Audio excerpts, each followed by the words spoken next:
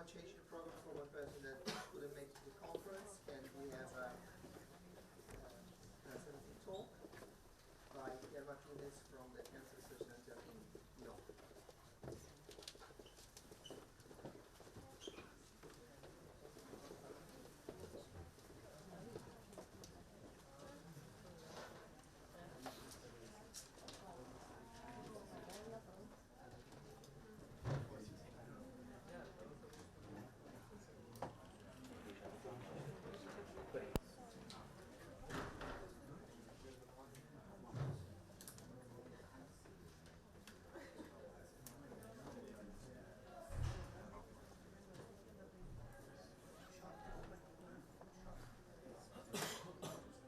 I'll just talk loud then. So thank you to the organizers for allowing me to present here. I'm going to talk about plasticity in rare cancers and spatial transcriptomics. So basically we're interested in triple negative breast cancers because they're the ones lacking targetable alterations and lacking therapeutic options. And we're interested in a specific subgroup of them that is mostly associated to triple negative, but not only, which are these high plasticity rare subtypes. And there are two subtypes we're especially interested in. First of all, the Claudin low, which are defined molecularly by the low expression of some proteins, and there are some expression signatures to detect them, and they are associated to high plasticity through epithelial mesenchymal transition. And we're interested in metaplastic breast cancer, so when there's something else apart from the original epithelium component, there's like a transdifferentiation and there's a different component, and especially we're interested in the ones that develop through genetic or non-genetic evolution, a mesenchymal component inside the tumor. And the overlap between these two subtypes has been documented, but it's not very well characterized, and we don't really know what are the differences and the commonalities between these subtypes. And we wanted to know whether we can actually use spatial transcriptomics to understand a bit more of these rare tumor types, and if we can use a joint way to identify them, because one subtype is defined molecularly and the other is identified histopathologically, and we wanted to see if we can refine a bit these classifications. And as I told you, they are very rare tumors, so we analyzed only 11 of them. We could identify 3 Claudin low-like tumors that we identified through molecular analysis, and we decided to focus on a subtype of the subtype, which are the Claudin low ones, which are defined by very low instability and high expression of stemness and EMT markers, and they are supposed to be the most associated to plasticity.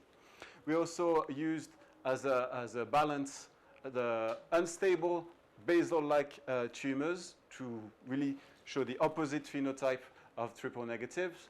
And we use also 4 metaplastic breast cancers, including 2 spindle, which have this mesenchymal differentiation, chondroid, which have more cartilaginous differentiation, and 1 tumor with a mesenchymal component. We only analyzed the epithelial one to see if there was something special with this component. And we had 3 normal breast cancers as controls. And what we could do with this spatial transcriptomics, which is not feasible with single cell, for instance, is that we combine annotations from a pathologist. So the pathologist looks at the cells and tells us, these look like cancer, oops, which is what you see here. The red ones are the ones that are supposed to be cancer. And we use some deconvolution, and we saw that it agreed generally very well between what the pathologist thought was cancer and what the software thought was cancer. So we have high confidence that we can separate what is really a tumor cell from what is not a tumor cell. And actually we could combine both of them using cutoffs and annotations to define what was really interested in was a tumor cell in our samples.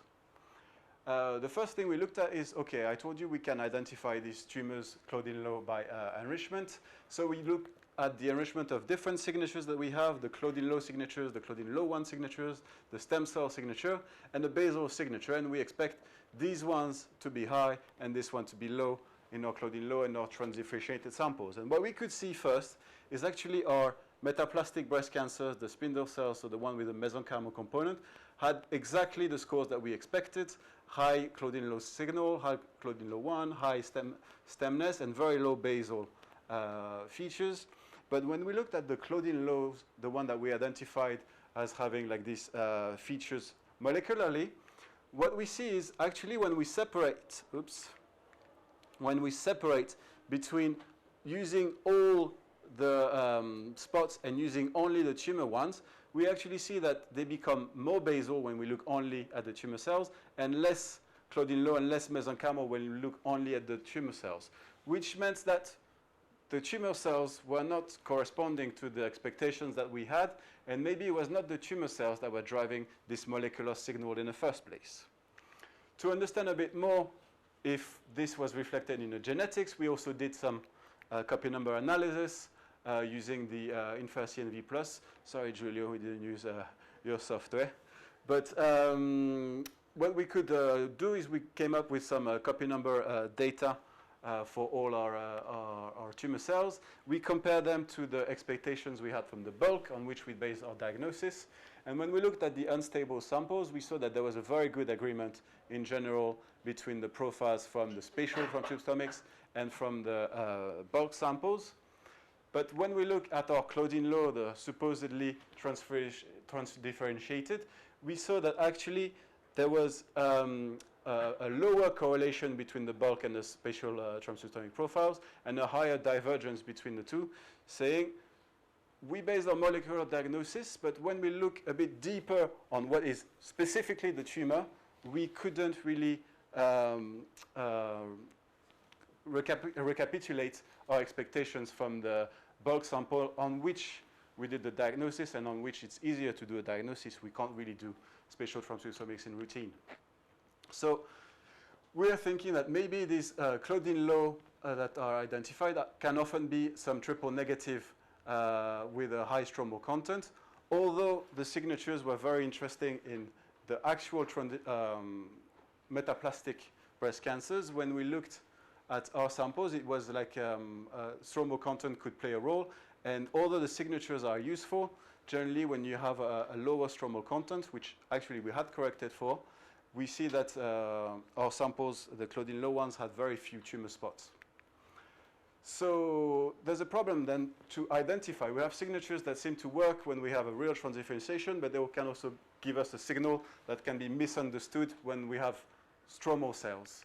So what we want to do is maybe we can use this spatial resolution to identify things that are really specific to the mesenchymal tumor cells and are not present in the mesenchymal normal cells and not present in the non-mesenchymal tumor cells. And the advantage of the spatial transcriptomics is, although we have very few samples, we have many, many spots, which gives us a high power to define some differentially expressed genes. And we could use a design of discovery and validation within our sets where we define the differentially expressed genes on our metaplastic samples and verify their expression in the other tumors and in the other normal cells. And basically, we identified 9 differentially expressed genes that were specific to the mesenchymal transdifferentiated components and not to the mesenchymal normal cells and not to the non-mesenchymal tumor cells. And as we have few samples, the idea was to also try to verify, because we looked at 4 tumors here, 4 tumors there. Can we really reproduce these samples? And we looked at 2 external cohorts. The first, the TCGA, that has over 1,000 samples, including 4 metaplastic ones. And we looked at the Cancer Cell Line Encyclopedia, which has 51 samples, 9 of which were defined as Claudine law with an epithelial-mesenchymal transition ongoing. And we could validate in each comparison 5 of the 8 genes we looked at were overexpressed as we expected, and 3 of them were in common. So we could identify 3 genes that actually are really good markers to specifically identify cancer cells that have undergone a mesenchymal transdifferentiation. So I'll conclude quickly. So we do have existing signatures to detect this plasticity that is going to increase the risk of resistance, but these signatures are not usable as is right now because they are heavily impacted the presence of normal mesenchymal cells, and so far bioinformatics cannot do as good a job as pathology. However, the use of spatial transcriptomics can really focus the discovery of novel markers on what is really only the tumor bit that is interesting and allows to filter a bit the overlap between the different phenotypes. And finally, what is the Claudine law subtypes? So far, we couldn't validate its existence.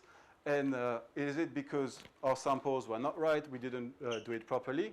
Or is it something that is overlapping a bit with the mesenchyme, with the metaplastic cancers, and also the tumors that are infiltrated?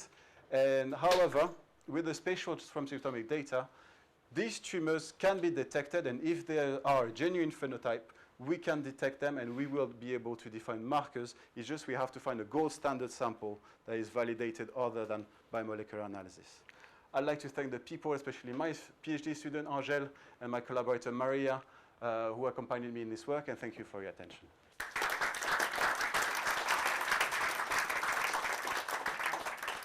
Because you didn't use my tool, there's Yes. no time for questions. Sorry, buddy. No, we have time for one question. That's fine. Anybody? I go. Do you see any room for development of new methods in order to maybe characterize better even the fact of not having an in situ technology to do these kind of things, or you just go for standard bioinformatics? So far, I wasn't willing to develop a new method, especially because to develop a new method, you need a benchmark possibility. And these are rare tumors, they're not very well described. So if you don't have a benchmark, it's difficult to elaborate a new tool. But I think in the end, with spatial transcriptomics, single cells bulk, we will develop new tools. It's just we need maybe a bit more data than for tumors.